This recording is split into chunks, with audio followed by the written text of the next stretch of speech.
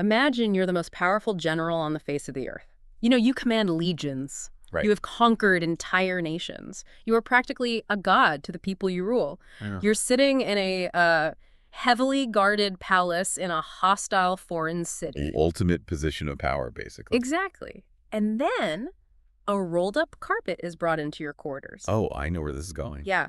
It gets unrolled at your feet, and a woman steps out. And without a single weapon, without an army behind her, she conquers you completely. It's wild. It just upends everything we think about power. It really does. Because today, we are doing a deep dive into the invisible, deadly art of psychological warfare. Yeah. Usually when we talk about power dynamics, there's this expectation of visible, blunt force. You look at a battlefield, you see the armies, the weapons, and the historian just points and says, well, there's the power. Right. It's kinetic. It is binary. Yeah. Who has the most troops, who has the biggest weapons, who holds the high ground. And honestly, it's comforting in a way. Comforting. How so? Well, we like things to be visible. We like them to be easily categorized and understood, force or no force. Yeah, it's clean. But then you step into the world of human relationships, of desire, of influence, and suddenly that overt battlefield is completely gone.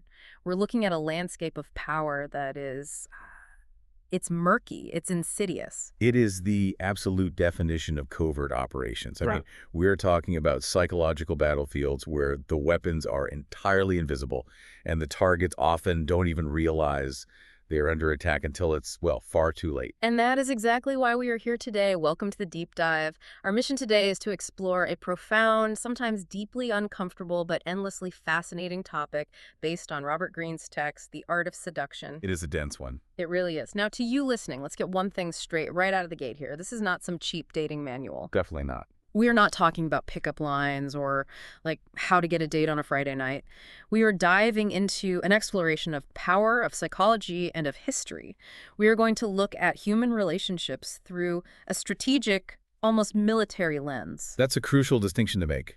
Seduction, in the context we are discussing today, is a foundational tool of social and political survival. Yeah. We're going to trace how this concept evolved historically, map out the incredibly specific personas or characters that seducers adopt, figure out exactly how they select their targets, and then walk step by step through the tactical process itself. It's a comprehensive system. Okay, let's unpack this. Because this material challenges so many of our assumptions about human nature, I feel like we need to structure this carefully so we don't get lost in the weeds. Good idea. There is a lot to cover. So for every section of this text we go through, we are going to break it down into 5 specific parts so you can really grasp the mechanics. We'll look at the core premise, the conceptual link to the previous idea, the historical evidence, a critical observation about the author's assumptions, and then a main takeaway. I like that. Very methodical. Yeah. So section 1. Let's look at where this kind of power actually comes from. The preface of the text. The core premise here is startling. It argues that seduction was originally invented by marginalized groups. Specifically by women in ancient society. Right. As a sophisticated psychological weapon to overcome the brute physical force of men. To me, it sounds exactly like psychological jujitsu. Oh, that's a great way to put it. Like, instead of matching force with force, which they obviously couldn't do against an armored Roman legionnaire, you use the opponent's momentum. You use their own desires to unbalance and defeat them. That jujitsu analogy is perfect because you are taking the sheer kinetic energy of a physically stronger opponent and redirecting it to serve your own ends. And that brings us to the conceptual link for this section. This historical context completely redefines seduction for us. It shifts the concept from a frivolous romantic pursuit and places it firmly in the realm of grand strategy. It lays the groundwork for everything else we're going to talk about today. It was a matter of life and death, of empire and ruin. And the evidence here is just legendary. We go right back to that scenario I mentioned at the top of the show, right? Cleopatra. She is the ultimate case study in this text. She didn't just ask Julius Caesar for an alliance. She drew him, and later Mark Antony, completely away from the hyper-masculine, rational world of Roman warfare. She pulled them into the feminine world of spectacle and luxury in Egypt. She recognized that Rome was a culture of stoicism and military discipline. So what is the exact opposite of that? Unapologetic, overwhelming theatricality. Right. She couldn't beat Rome on a battlefield, so she changed the battlefield entirely. The text cites the 18th century writer Chodorlos de la Clos, who observed this dynamic beautifully. What did he say? He wrote that women, realizing their physical disadvantage in society, practiced the difficult art of refusing even as they wished to consent. Wow. They learned to ignite the imagination. They realized that physical force can compel compliance, but it cannot compel desire. Only psychological manipulation can do that. And what's wild is how the text tracks this evolution. This kind of warfare didn't stay a uniquely female weapon for long.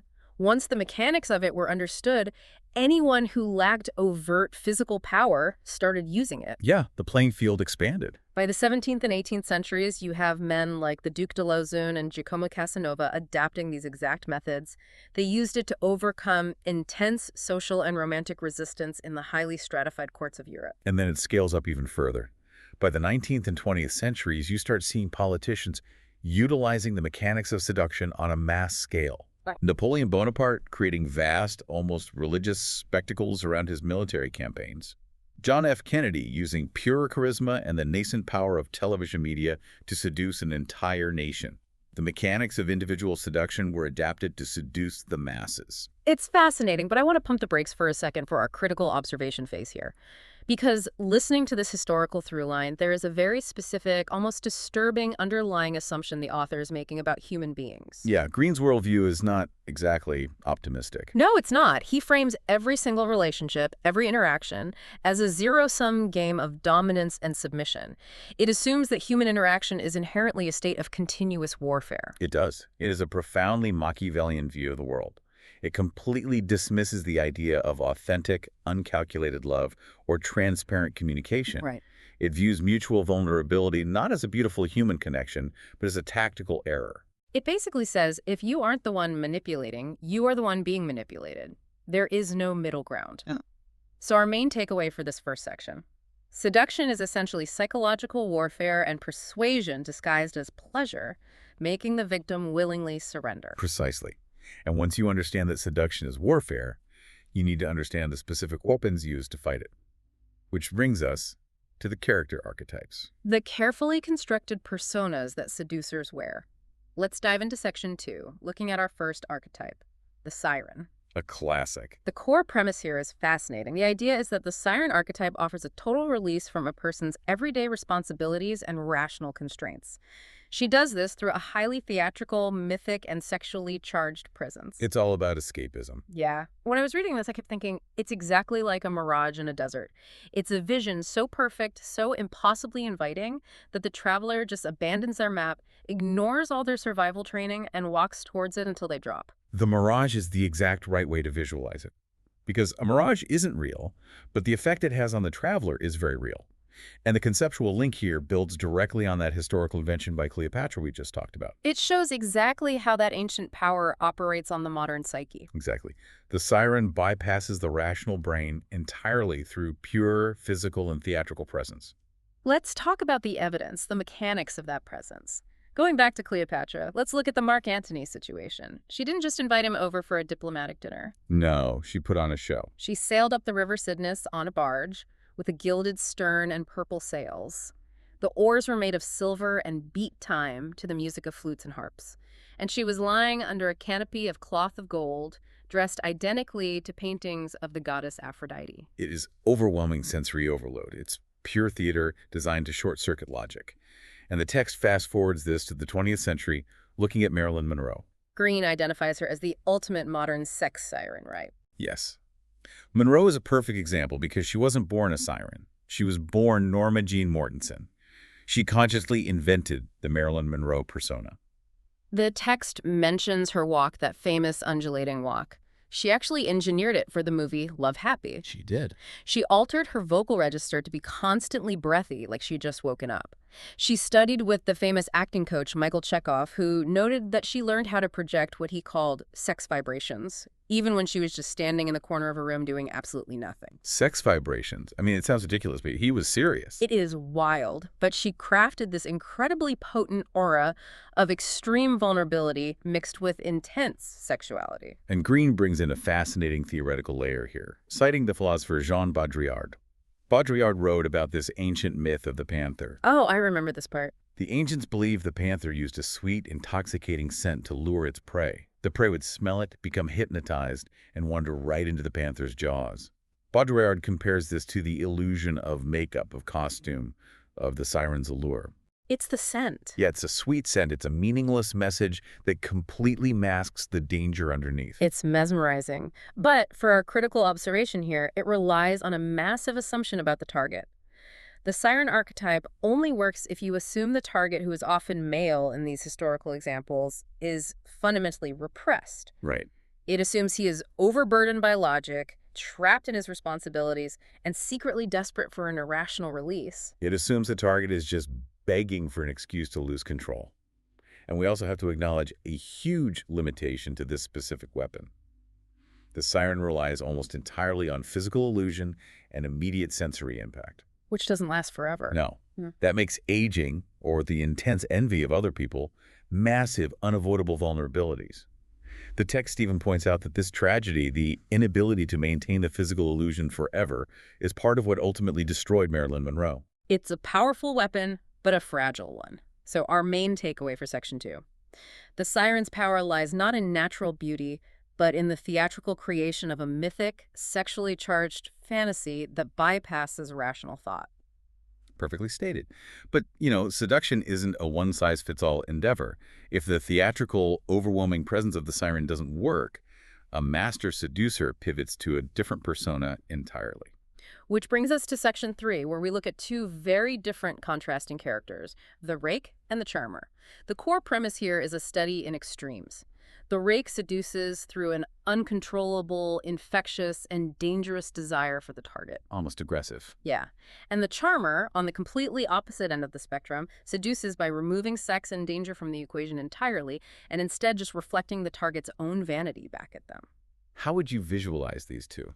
Well, I'd say the rake is a sudden, unpredictable wildfire. It ignores all the fire breaks, it jumps the highway, it's dangerous, and it just consumes you completely. And the charmer. The charmer, though, is a warm, customized spotlight. It just hits you when you walk into a room and suddenly makes you feel like you are the absolute most fascinating, important person on earth. It's a brilliant conceptual link because it proves to you, the listener, that this is a versatile toolkit. We just looked at the feminine theatricality of the siren. Now we look at the overtly aggressive, almost predatory masculine rake, and then the entirely non-sexual, highly diplomatic charmer. Let's dig into the evidence for the rake first. The text uses the Duc de Richelieu in the 18th century as the prime example. He was notorious. Completely scandalous. He set his sights on Mademoiselle de Valois, who was incredibly heavily guarded and socially untouchable. He didn't seduce her by being polite or playing by the rules of the court. He leveraged his dangerous reputation. He used a bold, intense, boundary-crossing gaze. He made her feel like his passion for her was so overwhelming he literally couldn't control himself. He weaponized his own bad reputation. The logic is that his desire is so powerful it infects her. If he is willing to risk his life and his standing just to be near her, she feels incredibly valued, but also swept up in the danger. It's contagious. And then you have the charmer. The evidence here relies on the fundamental laws of human ego. The text uses a quote from the 19th century British Prime Minister Benjamin Disraeli. Oh, this is a great quote. It is. Now, Disraeli was surrounded by brilliant debaters in Parliament, but he understood something deeper about human nature. He said, "Talk to a man about himself and he will listen for hours." The charmer is a mirror. They don't pressure you. They don't argue with you. They ask you questions. They listen intently. They remember the names of your pets. They figure out exactly how you want to be seen, and they treat you as if you are already that person. But here is our critical observation. We have to look closely at what Green is saying about humanity here. When you break down the rake and the charmer, the underlying psychology is incredibly cynical. It really is. With the rake, it assumes that individuals, especially women in these examples, are primarily seduced by words, by danger, and by a scandalous reputation. Like, we just want the bad boy. Right. And with the charmer, it assumes that everyone's ultimate fatal weakness is pure ego. It completely dismisses the idea that people might actually value authenticity or judge people by their consistent actions rather than a bad boy reputation or charming flattery. It essentially says we're all just waiting around to either have our ego stroked by a charmer or have our repressed desires ignited by a scoundrel. It's a bleak view, It is. but it works precisely because it identifies a void. So the main takeaway for Section 3, whether burning with dangerous desire like the rake or reflecting our own vanity back to us like the charmer, these types succeed by filling a specific emotional void in the target. And that concept of filling a void scales up dramatically. We talked about interpersonal dynamics. But what happens when you apply this to millions of people at once? Oh, that brings us to Section 4, the mythic star and the anti-seducer. The core premise here shifts the landscape completely. The star seduces the masses by remaining distant, ethereal, and open to projection. You can project whatever hopes or dreams you want onto them. And the anti-seducer. The anti-seducer, conversely, utterly fails because they are self-absorbed, insecure, and completely lack any sense of mystery. Let's keep the analogies going. How do we picture the star? The star is a constellation in the night sky. You can navigate your ship by it, you can project stories and ancient myths onto it, but you can never, ever reach up and touch it. Its power comes from its distance. And the anti-seducer is what, a black hole? Exactly. A black hole that just sucks all the energy, all the oxygen, and all the mystery out of the room with their constant need for validation. This conceptual link broadens our deep dive significantly. We are now talking about mass cultural influence. How do you seduce an electorate? How do you seduce an entire generation? The evidence here is fascinating. The text points to John F. Kennedy's Camelot. And I want to be very clear to you listening. We are looking at this strictly through the lens of the text's analysis of media strategy. We are not taking political sides. Right, just looking at the mechanics of the myth-making. Exactly. Green argues that Kennedy and his team consciously borrowed from Hollywood conventions. They didn't just present policy papers. They presented a glamorous, mythic family. They gave the public a narrative that felt almost cinematic. Yeah, and the key to that cinematic feeling is distance. The text brings Jean Baudrillard back in here, quoting his observation that the great stars or seductresses never dazzle because of their talent or intelligence, but because of their absence. They're dazzling in their nullity. Dazzling in their nullity. That is such a striking phrase. What does that actually mean in practice? It means they provide a beautiful blank canvas. If a politician or a movie star gives you too many specifics about who they really are, they break the spell. You might disagree with them. But if they remain slightly aloof, beautifully distant, you can project your own ideal version of them onto that canvas. And the exact opposite of that is the anti-seducer. The text lists traits like impatience, overt insecurity, talking too much, and assuming the target is already yours. These traits act as an immediate repellent because they drag everything down to the mundane reality of human flaw. There's no room for fantasy. However, for our critical observation, there is a massive leap in logic here that we need to examine. The text equates mass political or cultural appeal directly with cinematic illusion. It leans heavily on Sigmund Freud's assertion that the masses demand illusions and simply cannot survive without them. Right. Freud basically said groups of people act like irrational dreamers. But that assumption reduces all political and cultural success to a parlor trick. It implies that actual substance, concrete policy, or real moral leadership don't actually matter. It assumes the electorate is entirely driven by fantasy rather than intellect. It's a structural analysis of charisma, but it leaves out the actual impact of governance. Yeah, it completely ignores reality. But within the framework of the art of seduction, the rule is absolute. So our main takeaway for Section 4.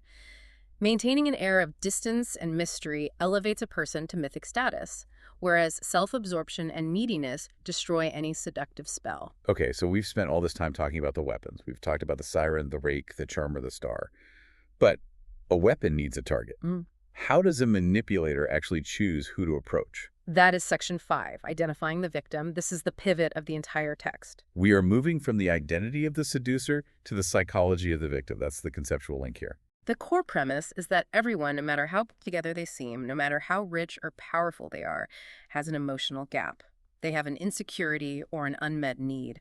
A successful seduction requires finding a target whose specific void you can fill, and crucially, avoiding people who share your own flaws. Give me an analogy. It's like putting together a jigsaw puzzle. You don't look for a piece that is identically shaped to yourself. You look for the piece that perfectly fits your missing edges. This is where theory translates into tactical action. You don't just blindly apply a persona, you diagnose the target. And the historical evidence Green uses here is really specific. He brings up Yang Qing, who would later become known to the world as Madame Mao. Oh, this is a brilliant example. In the 1930s, she went to Yan, which is the rugged, mountainous base of the Chinese communists. It was an incredibly austere, harsh environment filled with military men. She meets Mao Zedong. Now, she doesn't try to be a hardened soldier. She diagnosed a void. She recognized his deep need for color, for drama, for spice in this otherwise gray reality. She'd been an actress. Furthermore, she appealed to his intellect in a very specific way. She appealed to his Pygmalion complex, his desire to act as a mentor, to mold and educate her politically. She identified exactly what was missing in his daily life and contoured herself to fit that exact shape. Green also mentions JFK again here. Targeting the specific insecurity of the American public in 1960, he diagnosed that the public was suffering from the boredom and stultifying conformity of the 1950s, so he offered them adventure. Exactly. The text also categorizes specific victim types that seducers look for. There's the sensualist, someone trapped in a boring life who desperately needs aesthetic overload and sensory input. There's the beauty, someone who is constantly praised for their looks but feels intellectually invisible, so the seducer ignores their face and praises their mind. And there's the floating gender, someone who feels constrained by societal gender roles and seeks a space to express the repressed sides of their identity. But for our critical observation, listen to how all of these are framed. When you look at this typology, the text operates on a purely deficit-based model of human psychology. Yes, it assumes everyone is fundamentally broken. It implies that people are chronically incomplete and, more importantly, incapable of self-actualization. It assumes we can't heal ourselves, so we require an outside manipulator to swoop in, read our minds, and save us by filling the void. It denies human resilience entirely. It treats people not as complex individuals, but as locks waiting for a very specific, carefully filed skeleton key. It's super manipulative, but from a strategic standpoint, it's highly effective. So the main takeaway for Section 5. A successful seduction requires matching your carefully crafted persona to the specific, unmet emotional or psychological needs of the target. So you have your weapon, you've diagnosed your target. How do you actually make contact? Now we enter Section 6. The process, specifically approach, triangles, and insinuation. The conceptual link is that having identified the correct victim, this is the opening tactical maneuver. It explains how to translate theory into action without scaring the target away. So what's the core premise here? The premise is that the initial approach must be indirect. You cannot just walk up and state your intentions. You have to bypass the target's rational defense systems. You use tools like planted ideas, third-party rumors, and the illusion of competition to make the target think they are the ones initiating the pursuit. How do you visualize this indirect approach? It's insidious when you think about it. It's not like throwing a punch. It's more like planting a seed in someone's garden in the dead of night. They wake up a week later, see the sprout, and naturally assume they grew it themselves. They take complete ownership of a desire that was actually manufactured and planted by someone else. That is exactly how it functions. If you approach too directly, you trigger their defenses. They evaluate you rationally. But if you slip in under the radar, the desire feels organic to them. The evidence shows people have known this for millennia. The Roman poet Ovid literally wrote the book on this. He gave the explicit advice to camouflage sex as friendship. You enter their life as a confidant, a safe presence. And then once they rely on you and their guard is completely down, you switch from companion to stud. And then there's the concept of the triangle, which is perhaps one of the most potent tools in the text. Yeah, the 19th century performer Lola Montez was a master of this. She advised gentlemen who wanted to win a woman's heart to casually brag about other women who were fiercely in love with them, not to make them jealous in a mean way, but to trigger competitive vanity. The text anchors this tactic in a very specific psychological theory, René Girard's concept of mimetic desire. Let's unpack this for the listener because it's crucial. Go for it. Girard argued that human beings aren't actually wired to know what they want. We don't have original desires. Instead, we look around at our peers, we see what they desire, and we imitate them. We want things simply because other people want them. Wait, so Girard is basically saying we don't even have original desires. It's all just imitation, like the hype around a new restaurant or a fashion trend or a sold-out gadget. We only want it because there's a line out the door. Exactly. And the seducer manufactures the line out the door. By creating a triangle, by making it seem like others are chasing you, you create an aura of high value. You force the target into a state of mimetic desire where they feel they must compete to win you. For our critical observation, that is an incredibly bleak view of human connection. It assumes humans are essentially greedy, vain, and entirely driven by jealousy and FOMO. It completely dismisses the possibility of organic, direct, and honest connection where two people just look at each other and say, hey, I like you, let's see where this goes. It says we only want the toy because the other kid in the sandbox is playing with it. Yeah. But functionally, within the mechanics of seduction, it works. It does. Which leads to our main takeaway for Section 6. By approaching indirectly and creating an aura of desirability through competition, the seducer bypasses defenses and makes the target believe they are in control. So the seed is planted, the hook is set, the target is interested. But how do you reel them in and make sure they don't get away? That brings us to Section 7, the process, isolation, and proof. The conceptual link is that once the target's interest is piqued indirectly, the seducer must escalate.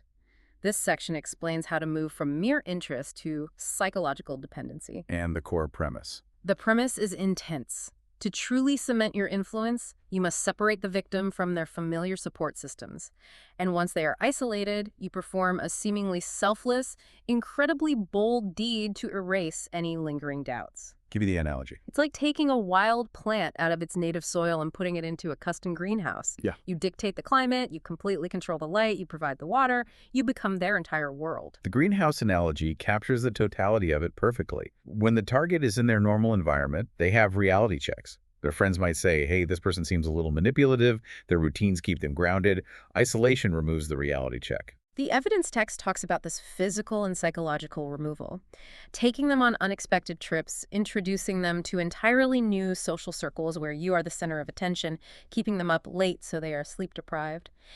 You make them leave one world and enter yours, and then you deliver the spontaneous action. The bold deed. Right. You go further than necessary. You sacrifice a massive amount of time or a huge sum of money to prove your devotion. The text uses this chilling quote from the writer Natalie Barney: "Most virtue is a demand for greater seduction."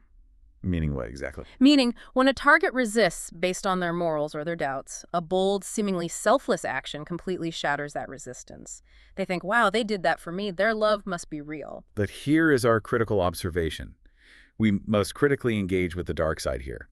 Isolation is a textbook tactic used by cult leaders and abusers. Absolutely. The text frames it playfully as part of a ritual, but it ignores the severe ethical and moral implications of systematically breaking down someone's psychological support network. That is an incredibly intense level of psychological control.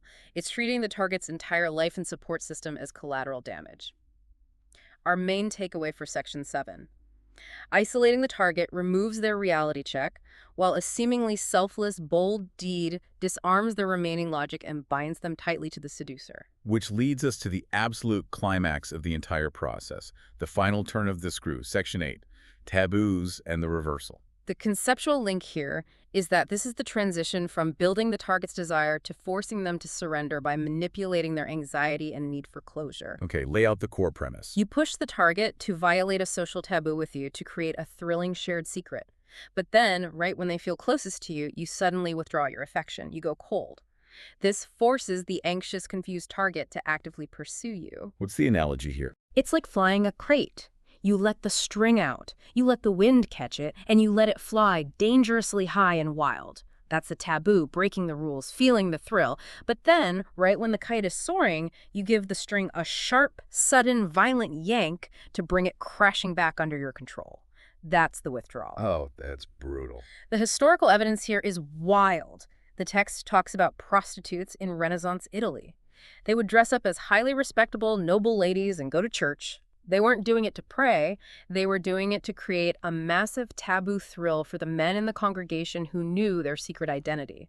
The thrill of the forbidden, of breaking a societal rule in a sacred space, heightened the seduction exponentially. And then the psychological mechanism of the reversal, the withdrawal. The text brings in Theodore Rick's psychological theory on the child and mother dynamic. Let's dive deep into that because it explains so much about human anxiety. Rick posited that an infant's entire survival depends on the mother. When the mother leaves the room, the infant doesn't know she's coming back. It experiences pure existential terror. It feels like death.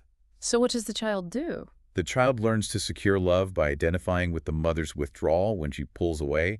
The child scrambles to please her, to cry out, to win her back.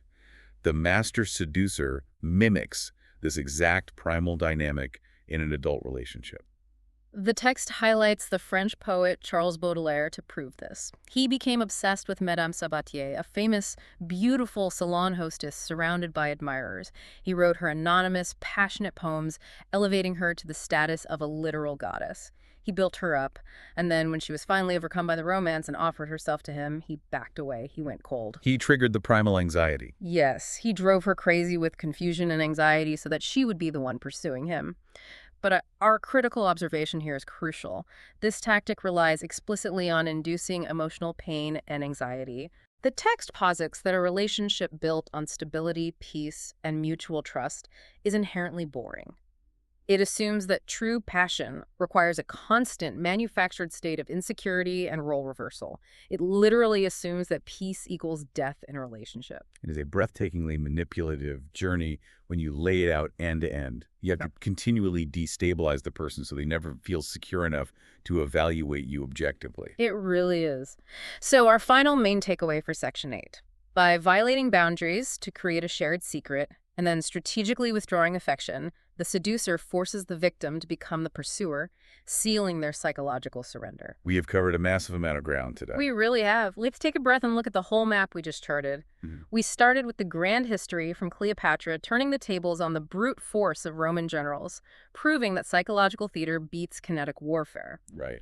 We analyzed the specific weaponized personas, the overwhelming illusion of the siren, the dangerous wildfire of the rake, the ego mirror of the charmer, the mythic distance of the star. And then we walk through the tactical execution, identifying the exact shape of a victim's internal void, using indirect insinuation and mimetic triangles to bypass their logic, isolating them from their reality, and finally using taboos and the painful whiplash of withdrawal to force their surrender. It is a dark text, undoubtedly. But if we connect this back to you, the listener, about it, why should you care about any of this, especially if you have absolutely no intention of becoming an 18th century courtier or a manipulative bad boy? Right. Why memorize these tactics? Because you must understand that even if you never intend to use these tactics, you are subjected to them every single day of your life. How so? Well, marketing campaigns use the triangle and mimetic desire constantly to make you feel anxious about missing out on a product just because an influencer has it. Politicians use the star archetype to project a cinematic myth and win your vote without ever engaging in the substance of policy. And on a personal level, too. Exactly. Toxic friendships or toxic workplaces use the reversal, running hot and cold, praising you one day and ignoring you the next to keep you anxious, off balance, and compliant. That is such a crucial point. Reading this text isn't about learning how to manipulate. It's a defense manual. Recognizing the mechanics of the spell is the only way to break it. Once you see the strings, the puppet stops looking like magic. Exactly. So I want to leave you with a final lingering thought to ponder long after this deep dive ends. We talked at the very beginning about how the medical x-ray of a broken arm is clean. You can see the fracture. But the landscape of human desire is murky, invisible, and easily hacked. If the art of seduction is fundamentally about creating theatrical illusions, about isolating people, and about constructing fake personas perfectly tailored to fill the unhealed voids in others, is any of our human attraction actually based on reality? That is a tough question. Or are we all just falling in love with carefully constructed mirrors of our own deepest insecurities? A fascinating and slightly haunting thought to leave on. It really makes you evaluate why you want the things you want. Thank you for joining us on this deep dive into the source material. Catch you next time.